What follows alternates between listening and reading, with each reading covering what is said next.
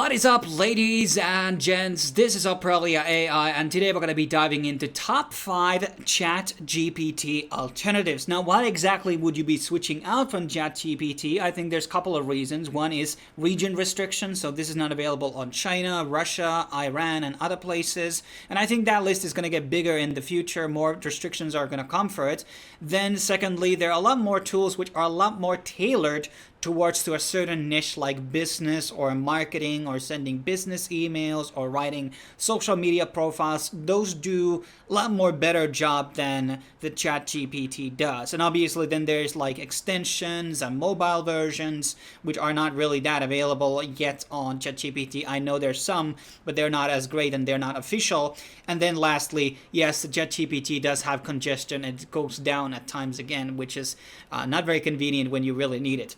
So our first entry on the list is called WriteSonic, which is actually having a free version, and then there's also paid versions, and that's really applying to a lot of the entries on the list. They do offer free trials and limited versions, which allow you to try the actual software out, and then you can decide like whatever it's worth paying for or just staying around with the free version. So let's kind of go into a bit of the pricing here, for example. So the free trial is $0 per month, and that includes 10,000 words per user. That comes along with a lot of different languages and supports.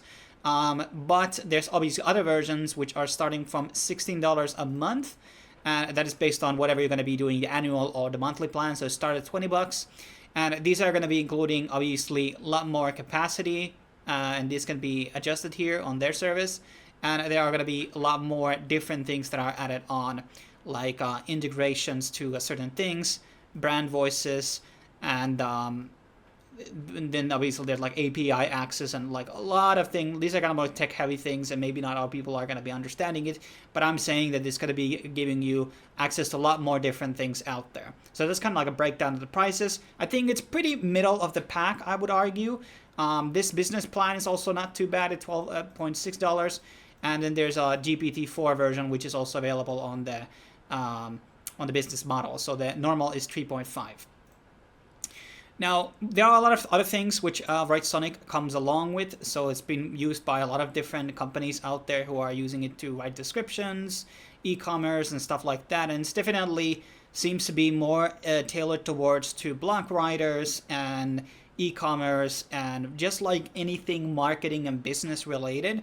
I think right now is still like very early on in the AI space, and you can still open up a website or blog and just like auto create content. You might get blacklisted by Google. They're kind of doing certain type of preemptive actions about that, but not all the search engines, for example, are doing that, like Bing and Yandex, for example. And there can be a lot of things you can write with it. We're going to be trying YouTube descriptions today for this specific video that I'm doing. I'm going to be doing an actual description for that, and actually let's just jump into it. And then there's PhotoSonic, which is for AI images. We're not going to do that on this video. We're going to be doing a bit more general strokes on what are the features, the extensions, and all types of things that it can basically offer to you. And I will be doing an individual reviews on for a lot of these tools to give like a bit more deeper dive into. I just wanted a quick look basically into interface and what basically is in there. So I have already used a couple of words here, and here are already like a bit of templates here, like, okay, what I'm looking here, paragraph, Google ad description, LinkedIn ads, Google ads, general writing, and this is really good. Okay, there's also WriteSonic, which allows you to basically create your own chatbot, which is very useful.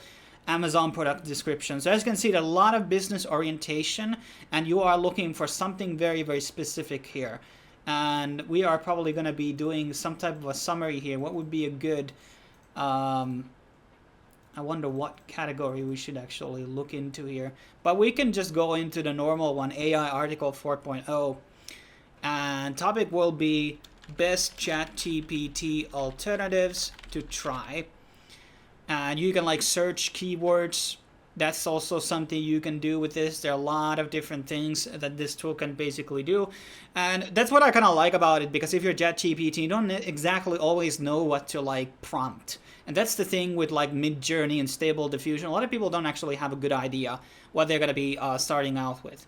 And we can go to next, and we can like put out keywords here. We can put WriteSonic What else could we put? Jarvis, ChatGPT, talking bots, talking AI. And you can choose from a first person view or a professional view. Let's start second person just for the fun of it. And then there's the quality. We can obviously use superior in this model. And then there's obviously multiple different languages here, which is good too. And now we can like generate ideas. And now it's going to be writing out these different articles. And you can also like rate a specific like outline that it's been done. So okay, let's see if we can do this. Why is it not actually okay? Let me generate the article. Let's go with these standard ones. And now it's just like giving out an article, random AI generated image, and it's giving all of this formatting for us. So what I like about this is great because formatting is really important for SEO. So we have like a good idea of like what should like a professional article look like, because this is feeding the data from all the top websites. Where is the headers placed on? What is the bolding here? What is the format? The bullet points, things like that. And it has given out like a pretty good thing here. So it's writing about WriteSonic itself. It's writing about Jarvis. And this is more like an article thing. I know I said earlier that we're going to be doing something that's going to be a lot more closer into like writing a YouTube description. We can try that with another one, but it's like now it's like listing out like what are the strengths of each of the tools. So this is actually pretty convenient. It's not maybe necessarily writing as fast as ChatGPT is doing its like best times, but this is like a high quality content, I would say. Content that is, something I would be okay posting to my website. Obviously, it probably needs a bit more images into it and a bit of like maybe colors I would use, which is not like super popular. But the pros and cons and everything, like this is a good bullet point. There's like user reviews here, so you can add all of these things here. So this is like a very already made out tool that allows you to create all like pretty already made content. I should have probably taken time actually how long it does actually conjure one of these articles. And you can already stop generating in case you're just like, okay, I don't know if I can tell it like I need this many words or there's a word limit here, because those are gonna be, let's just stop generating here. And we can also rate this article. We can give it 5 stars. And I wonder how much like we lost. Okay, that many 2,000 words was used on that one article. So overall, I would say it's like a pretty useful tool on formatting, on writing websites, and etc. And then we have CopyAI, and this is tailored towards more marketing, e-commerce, and writing blogs and engaging emails, for example. And this doesn't have like a lot of other like alternative features like WriteSonic, for example, has, which is going to be more like a Swiss Army knife. So this is a lot more streamlined into like actual writing and creating social media content, sales copies, blog content, and yada yada yada. In terms of the pricing, it's a bit more expensive, but then again, it does come along with unlimited words. So in case you're going to be doing a lot of writing, you're going to be doing content for many different clients or many different websites, this is a lot more ideal because price-wise, it's going to save you more money. Because if you're going to be producing a lot more content, but if you're going to be doing it like a side hustle or something like that, it might be a bit more expensive in that sense. Now, then again, there is the free version, which comes along with 2,000 words per month. There's also multiple languages being supported here on the premium version, access to new features, among other things. But let's now jump into the actual interface here. And I have to say it's very clean. I like it's minimalistic. It's not like having too much clutter here. It's loading fast and all that types of things. And like we can ask like questions, what is Germany, and it will basically type in, and it gives out a pretty good like breakdown here. And I do like the bolding. And for example, let's try to write a story, like a fictional story, a boy named Oprelia. And it seems to be writing out pretty fast, actually a lot faster than ChatGPT in a lot of ways. So I guess that, when we were asking about Germany, it was like maybe, collecting data a lot more, from different types of things. And you can give ratings. There's also like a projects page where you can like see the things you have done before. There's an info base. which basically you can rekey and reuse information that has been used before. There's a whole video here how to do it. And then there's like brand voices, which basically like you can give out a data like what is this like brand style? Is it assertive? Is it like commanding, etc.? So you can like write out a different type of thing. But well, let's ask like write a business email. Write a business email about AI services. Let's see how it basically starts cooking up. Okay, that was very short. Actually, wasn't.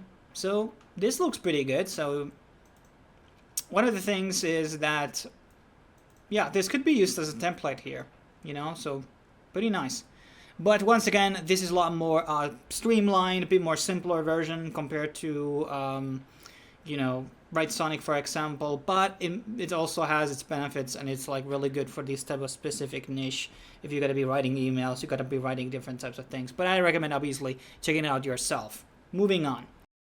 And then we have a writer, which is a very affordable option for many. And this is kind of more a general case use. They don't seem to be focused on e-commerce or like anything like that. This can write stories, Instagram posts, all types of different descriptions, whatever you basically want. And it's another one that has actually clean layout, which we're going to be diving into in a second. 30 different languages available, different use cases, templates available. And those templates are actually kind of neat. And this is very affordable. So here is the writing. So it's only $9 a month, and you get 2 months for free if you're going to be signing for a year. So that's actually very affordable. And 100K characters per month, which is not too bad. 40 different use cases, 30 different languages, 20 different tones, plagiarism checker, which is very important. And you can also generate images with it, not like super impressive, but whatever. And you can also access to the premium community and create your own custom use case. I'm not sure exactly what that means. And on the unlimited plan, which is $29 a month, still cheaper than the previous ones, for example, dedicated account manager and priority email and chat support. So that's pretty good. Let's jump into the actual interface. So once again, I really like the interface here. It's very clean. And here you can choose from many different things. I can write video descriptions, video ideas, story ideas, SMS notifications. So a lot of good templates here, which were not listed on those other sites, which I really like. So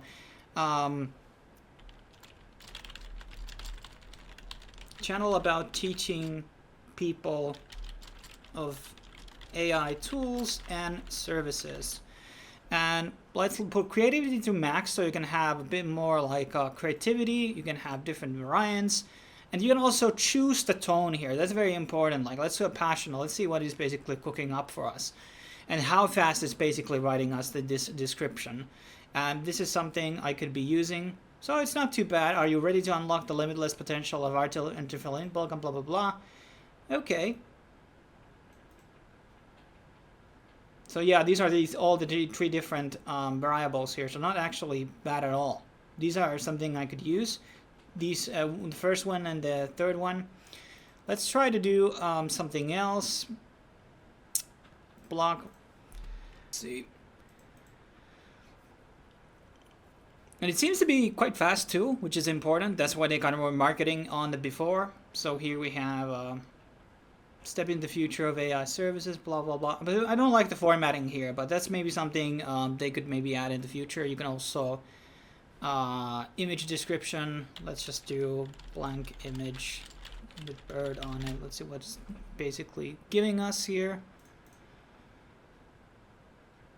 See if it can draw, because it's very important to also gonna have drawing tools in one. So in case you just want to have like so simple things, you're just not writing a wall of text, you're gonna be just adding images. Okay, this is not a very good looking image, but whatever, it could work, I guess. And then there is also the account tab. Basically you can see your credits, how much you have used, and how much of the subscription models here are. There are different stats you can see. So a lot of like important data actually here. Money saved, time saved. The team, so you can add more team members into the profile they can work with on one account and have all that data in there. And also there's API here, integrations, so keyword suggestions on SEMrush, which a lot of people are using, and SERP analysis. But that's pretty much what I have to say from Writer. It's pretty cheap, very affordable, and overall I would recommend it for people who are trying to save a bit more money on these tools. And then we have Perplexity, which is actually a very nice tool. One of the big benefits is that it's mostly free, so there's no limitations on how many questions you can ask it. There is an actual pro version here available, which starts out at $20 per month, and then there's a yearly version, which is $200 per month, which includes a 7-day free trial, and this basically gives you access to GPT-4, because this normal version, I believe, is using GPT-3. And you can ask it many different questions. And what I like about it is it actually gives you sources. So when it's like giving out or giving you some type of an answer, it actually is citing something. But then again, it's always this sort of like a control type of a thing. Like there is somebody who's choosing which is a valid source and which is not. Like I can ask it like, how can we prove that the Earth is flat? And now it will say it's a conspiracy theory or something like that.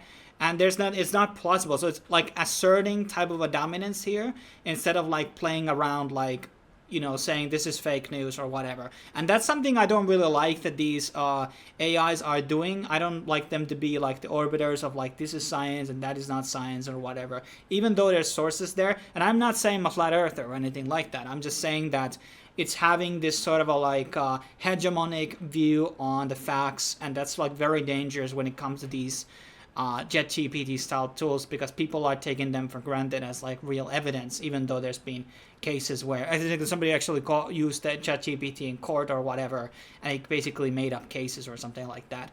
But this is like pretty good. It gives out you like different things like follow-up questions. It gives out you sources and different things, but it doesn't really have like much other things going on here.